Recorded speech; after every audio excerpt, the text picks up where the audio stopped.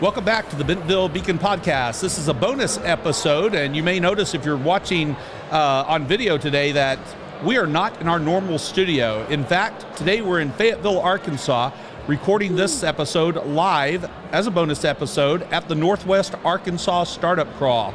Fayetteville, Arkansas, by the way, is home of the University of Arkansas and the Arkansas Razorbacks, so woo pig. If history is a guide, there's about 1,800 revelers out there right now having a great time, and we'll be out there with them soon. And they're enjoying all the beer they can drink in their commemorative beer mugs, visiting 10 plus sites, a mega site, getting free swag and all that good jazz.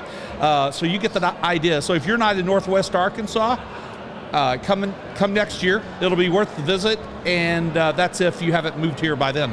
So exactly. Today I have with me as my guests, as bonus guests, Jigesh Vora with SwiftGo, CEO and founder of SwiftGo, and Vance Reavie, the CEO and founder of Junction AI. Hey James, great to be here Welcome to the today. show, guys. So happy.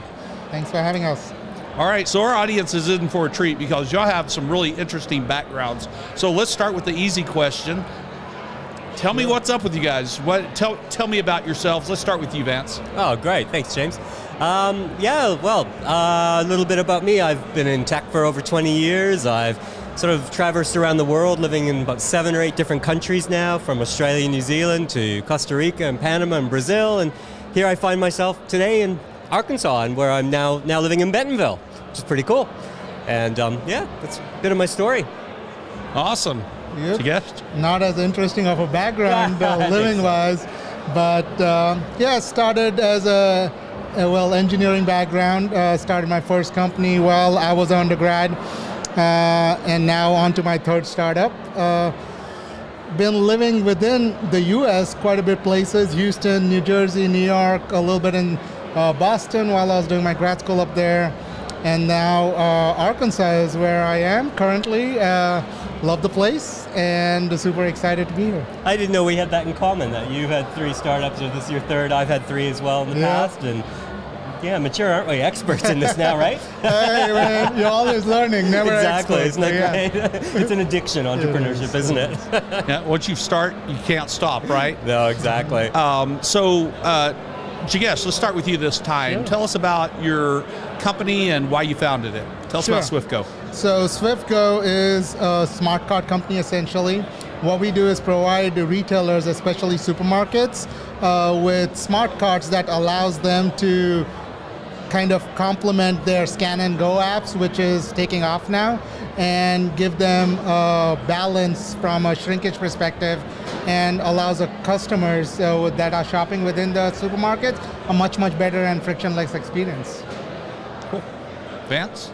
Yeah, so Junction AI, we're an AI as a service partner. What we do is we crunch that massive amount of data now that you see happening on social sites and in advertising or on marketplaces, and we take that data and we help get insights that product marketers, e-commerce companies, retail brands can use, sales forecasting, basically anything that helps them optimize and drive further sales and understand where they should put their resources to get the best impact, get the best return on investment. And obviously everyone is using AI now or wanting to move into AI for something in that sense, so they can scale their business, grow, cut costs, whatever it is. So that's what we do.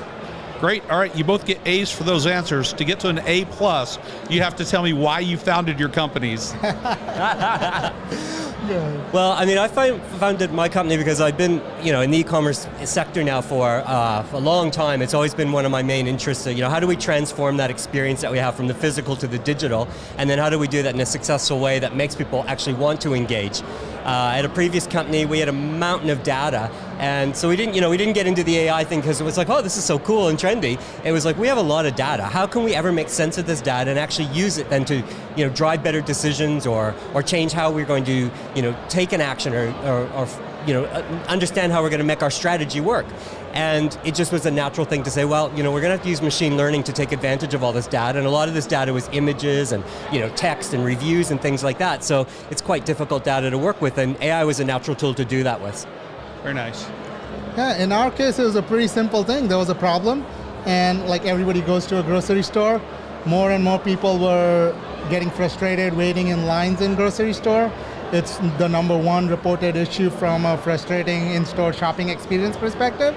So this was 5.5, 6 years ago when it wasn't an in thing yet, but we decided to start tackling it, and it's been through 4 or 5 different iterations, at least our product has now. And so yeah, it started with a problem that every one of us has faced, myself included, so just decided to do something about it. Great. So both of your companies were part of the 2022 Fuel Accelerator cohort in Bentonville. Can you tell me about your experiences? Go ahead. Go ahead. All right. Yeah. No, it was a really great experience. It was an interesting program. I mean, I'd never been to Arkansas before. You only know what you hear in the media and things like that. And did some research on the program and saw a bit of information on it, and was really impressed with. I guess obviously the sponsors are really pretty incredible, and the people that have been through it as well.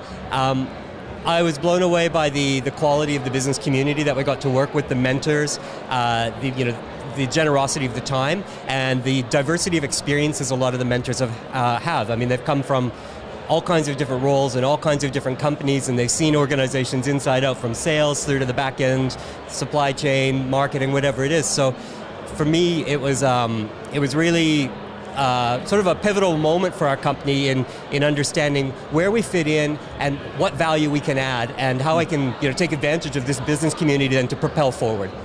Sure. Yeah, for us, again, I back everything that he said. For us, one of the scouts had reached out to us. Bentonville, given our area of retail and supermarket, is the number one Fortune 1 company here, so it just made sense from that perspective. Spoke to Taylor and Tom, who were leading that at that time, and the match was there. Yeah. So once I joined, what impressed me, so we had been part of accelerators before. What impressed me about Fuel was the fact that the engagement from the community is amazing. I mean, everybody from mentors, advisors, corporate partners, everybody was very engaged in truly helping the startups get to where they want to go or where they need to be. So it's the people factor has been amazing as part of this accelerator. Yeah, I think what Tom and Taylor did with all of us was just an incredible amount of guidance, and I've as well been in other accelerators, and this one was really an impressive program to go through, but also led to really impressive results. Great, I'm glad to hear that. Tell me, what other resources have y'all tapped into here in Northwest Arkansas? You want to go first? Sure. Quite a few. So as you know, Bentonville Economic Commission has been very helpful. The state, from a state representation perspective, has been very, very helpful. And then obviously the corporate partners, right? I think one of the stats that's been given out plenty of times is that there are about 1,400 vendors that are based in the city of Bentonville that serve the retail community or the supply chain community, right? So each and every one of them are accessible. Obviously the top 3 employers in the area are accessible as well. So it's just that engagement has been truly phenomenal, and it goes on after the program. Even right now, we reach out to somebody, people are more than happy to answer questions. People reach out to us directly when they hear about things around us. So yeah, I think that has truly made a difference for us, at least. No, I agree with all of those points. It's amazing, the community. I mean, people remember you, they recognize you. If you're walking down the street, they remember you. They actually want to engage with you and talk with you. They want to have that business meeting and that coffee with you, and they want to introduce you to the circle of people that they think can help you. And they're not asking anything in return, there's nothing else for it. It's just they actually want to see you do well here. And we've had great results with the university. The intern program at the University of Arkansas is incredible. There's this guy that works in the Chamber of Commerce. I think his name's James. I've heard of him. He's pretty useful too, actually. There's the odd introduction comes from him that's pretty impressive. So, no, Bentonville Chamber of Commerce has been great, and all the different community groups and the State Economic Commission, very helpful. Fantastic. I'm glad to hear that. I made myself a couple of notes here about Fuel real quick. Fuel is a 12-week enterprise-ready accelerator that matches growth stage artificial intelligence and machine learning companies with key enterprise partners to help them accelerate adoption of tangible solutions. Many accelerators focus on coaching you to pitch. Fuel, I think their differentiator is they teach you operational value. So they also, by the way, have backing from the Arkansas Economic Development Commission and the Walton Family Foundation, and I believe that gives them the freedom to do these different unique things and deliver higher value, especially for startups that are ready to talk to buyers, ready to run successful beta tests, and really navigate the bureaucracy of target clients and enterprise customers. So if you're a seed or growth stage startup in the AI or ML space, you should check out Fuel at fuelaccelerator.com, and they are taking applications right now for their 2023 cohort. And so one more thing to my friends at Fuel, you can put the check in the mail. Seriously though, they didn't ask me to plug them. I thought this would be an opportune time to plug them. You've heard about some of the other resources in their in the community. Bentonville has, I would argue, somebody in Miami told me the other day that we have resources on the scale of really much larger communities like Miami, and I thought that was a really nice thing to say, but it's also true. So check it out. Okay, let me ask you, what would y'all tell potential Fuel applicants? You know, I think one of the key drawers for the program for me was exactly what you identified there, that this isn't a program that teaches you how to pitch or how to go, chase the VC model or any of those sorts of things. It's about being enterprise ready. How do you get through to these enterprises? How do you, get your first projects with them? How do you navigate that, labyrinth or maze of offices and gatekeepers and things like that? So if you're looking for an accelerator that really focuses on your business model and how you're going to then successfully deploy that and make that sustainable and growing and scale, this is a really good accelerator for that. That's exactly the sort of advice you're going to get from both the Fuel, the mentors in the Fuel program, but also this business community, because that's what they all excel at here. It's an incredible program. Sure. I second that. I think enterprise ready is the word. Yeah. If you want to target large enterprises, you're a B2B company in AI or ML space. These guys are, very, very helpful and experts at what they do. So you can definitely use that help. So definitely, I would encourage anybody in a B2B AI ML space to join to get enterprise ready, because within the 6 to 12 week period, you will definitely get your business model worked out. If there are any sales side of things that you need to figure out, all of that will be figured out. You won't waste any time on pitch, VC stuff. All of that, is not needed. The first goal should be, hey, how do we get ready to be the best value add for our customers? And if they are B2B enterprise customers, this is the place to be. It's a boot camp, isn't it? Yeah, it is. And I mean, if anyone wants a reference or a personal talk about it, I'm sure Jigesh is the same. You can call us or email us. And absolutely. We're more than happy to tell you about our personal experiences. That's great, thank you. So you both got into a very competitive program. I mean, they get applications, Fuel does, from all over the world. When you first heard about the Fuel Accelerator, and I think you mentioned it earlier, Vance, but when you learned about the location, what was your first thought? I'll tell you honestly, as a startup person, the fact that one, it's equity free, right? It's huge. It takes off a lot of the other burdens out of it. And then two, as I said, the area. The very fact that it was in the middle of some of the top companies around, some of the top vendors around in the supply chain area, makes it very attractive. And then, as he mentioned, the fact that the City of Bentonville Chamber of Commerce, people like yourself, James, honestly, are so engaged and helpful, is just icing on the cake. Yeah, I think I came here, and everyone knows this is the home of Walmart. And so you have this view of the place of that being the home of Walmart, but you get here and you really quickly realize how diverse the community is in terms of all the other companies that Jigesh was mentioning, all the other big players in the area too, but the depth and diversity of the community of business in general is quite impressive, and you don't necessarily know that before you've come here. Until you've been on the ground and seen it here, you don't realize that that's all going on, and then everything else that spawns around it, because there are so many other companies here that are part of that overall B2B ecosystem or the supply chain and that part of it, that you realize that there's actually a lot of opportunity with them as well. It's not just with the Walmarts and the Tysons and the Giants here, it's a huge other group of companies here as well that could be partners, could be customers of yours, or strategic relationships, you don't know, but it's massive what's happening here, and you don't know that outside of here. And I think majority of the companies actually around here are small businesses. Yeah. Which is perfect from an ecosystem perspective for a startup, even if it's like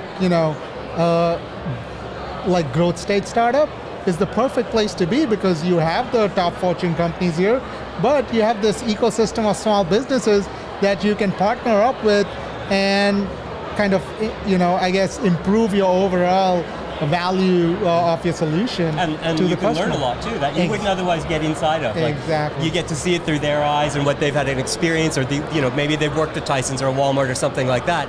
You get to learn from them of what they did right, wrong, how they navigated it. I mean, that's priceless. Yep. Yeah, you bet. Okay, so I've heard a good bit about your professional experiences here. Can you tell me about your personal experiences? Well, I had a great, I stayed here for the whole 3 months in the program and I really enjoyed it. I've got to admit, I flew in about midnight, I think, into the airport. You get an Uber through some fields and everything. It's pitch black dark, and I thought, what have I just done? Like, where am I? What have I done? Did I maybe go a little too far this time? And then morning comes and you see this town, and you see that fantastic town square. There's the farmers market, there's the museums, there's the art. There's 3 restaurants that have James Beard nominees this year. I mean, the food scene's great. If you like mountain biking, hiking, running, it's right on your doorstep. You don't have to drive anywhere for it. You don't have to make a plan for it to go anywhere. You just basically walk out your door and there's a great trail. Or, and then you go to the art gallery that afternoon, and then you go do something else that evening, and the work-life balance here is, everyone talks about it. This place actually really delivers it in a real way that you can appreciate every day. It's a very intentional goal here. Yeah, you can tell, and it's successful in achieving it. Yeah, and it's like living on a movie set. Yeah. It truly is, right? It's like you have this little square where most people hang out, so you know everybody around, and then you have some of the biggest companies around, so you have this corporate ecosystem that will allow you to kind of make a living in a decent manner, but still have this small town feel that is essentially to, have a happy life. And a fulfilling life. You're going to have a really happy life here, and that, I feel very happy here. Yeah. I've heard people describe Hallmark meets Disneyland and a whole bunch of other descriptions, but that one's not bad. I find as an economic developer that if I can get people on the ground and they can see for themselves that sometimes they say, I joke about this, but in a sense, in some ways, it turns out true sometimes, but I tell them that they should just go ahead and pack an extra bag because they might be sending for their things. And welcome home, Vance, by the way. Yeah, exactly. I mean, that's it. I had friends and brought a few people, and I said, you're going to be surprised how much you like it. You really will be shocked.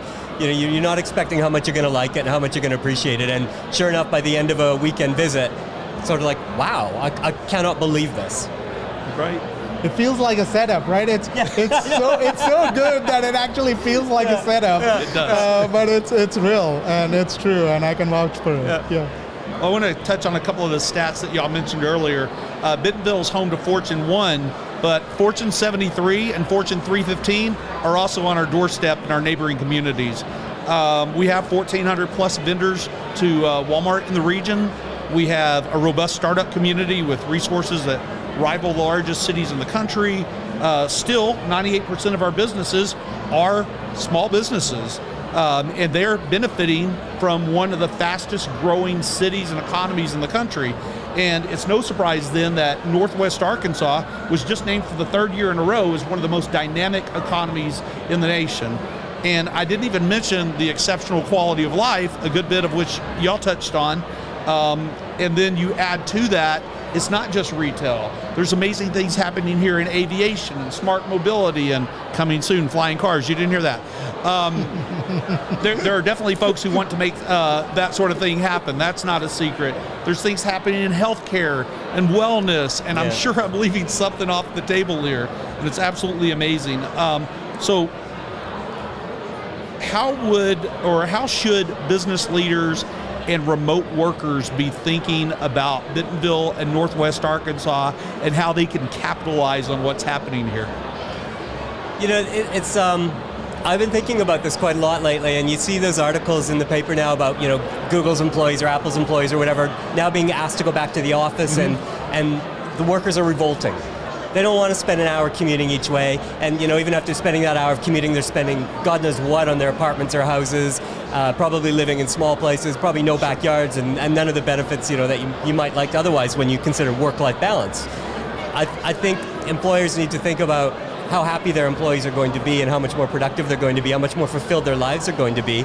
And when you can be here and, you know, commutes 5 minutes walking, maybe 3 minutes driving, and you can actually really have a work-life balance. It's not just something you talk about here, it's actually something you have and can enjoy, and everyone else is as well, then that changes sort of, I guess, how you think about attracting employees and attracting maybe loyalty from those employees, or seeing how they, you know, develop their careers in that way too, and how they can foster their own sort of values and balance in that way too, that makes their lives very good. So I think we have to think about that a lot, because the labor market's really hard to find staff. Everywhere right now it's really hard to find staff, and we can talk about all these work-life balance policies, but when you can actually do it and have it, and you live it yourselves here, as an employer myself, I can live it myself here, I can be the example of it as well. That's really important.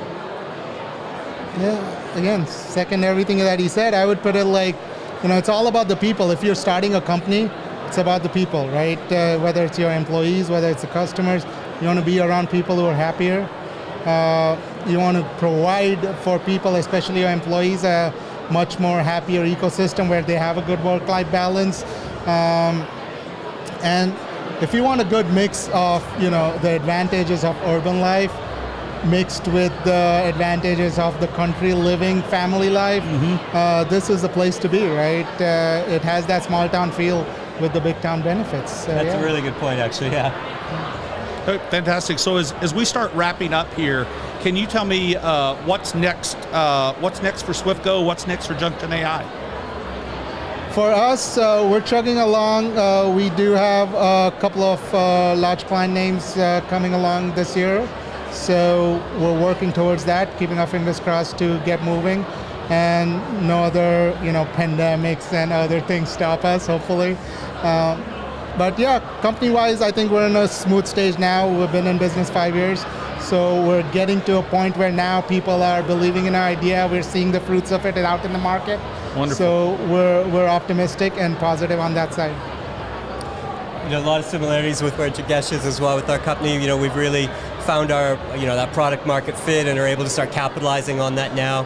We're finding the ability to now, you know, get really strong inbound, and the inbound leads that are coming in are very well aligned to the business and, you know, how we can help them and how we can make them successful in adopting ML systems. You know, we're starting work now with one of the local companies in Bentonville. We've had a project underway with them, so we're looking forward to expanding that out now and building on that, and, you know, showing how we can also be a successful part of this community. So, you know, I hope within the year we've started to scale quite a lot here, and hopefully have our first employees on the ground here as well, and obviously more contracts with local companies. Sounds great. How can people find SwiftGo and Junction AI? Website, social media, email if you want?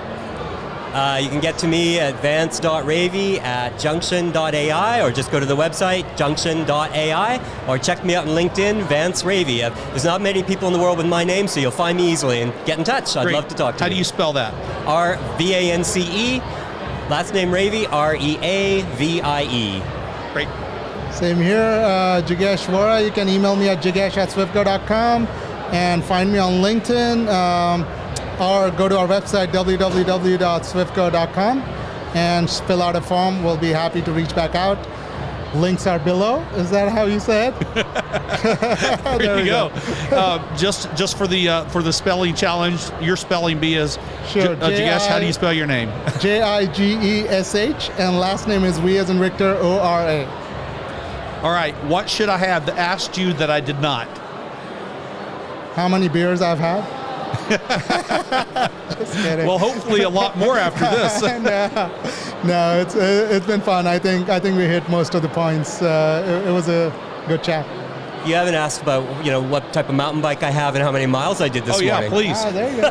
Do tell. I walked into that. No, I don't have one yet, but you know what? I'll get one soon. Well, it might take a while. They do take a while to arrive, as I found out. And then, of course, I received mine in October, and it got cold for a minute. And then I rode, and then I may not have kept the rubber side down and had to take a little bit off for a minute, but now I'm back at it. So see, I need a new one. So I need a new one. So I'll be in the market soon. So meanwhile, I'm still running these trails, but maybe by summer, I'll be on the bike. Great. All right. As we get ready to wind this up, I have a question for y'all that I haven't prepared you for. It's straight out of left field. I'll give you an example. I'll give you my answer so that you have time to think about it and prepare.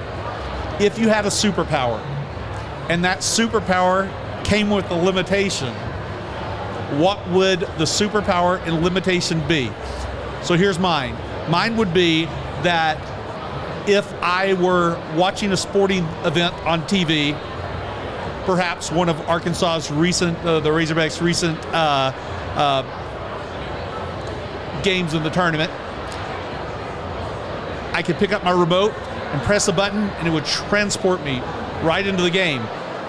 However, my limitation would be that it would also transport somebody into the game right beside me who could not leave my side, who absolutely hated sports and complained the entire time about it. But I'd be at the game. Wow, you've given this a lot of thought. I have. It's really unfair to spring this on us because his is really detailed and there's a lot in there. I'm going to let you go first. Oh, well, great. Thanks, Vance.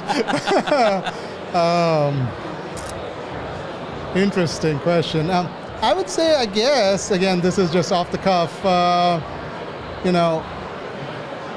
guess having the gut instinct that's 100% right, accurate, would be a good superpower to have, so that you can trust it every single time. I guess one of the, limitations of it would be that you cannot use it to financially benefit yourself, if that makes any sense, right? Like, that would be a tough limitation once you already know what's going to happen, right? But it would be cool if you could 100% be right every single time, which is hardly ever the case. But that would be so cool. Wow, that's very thoughtful. Solid.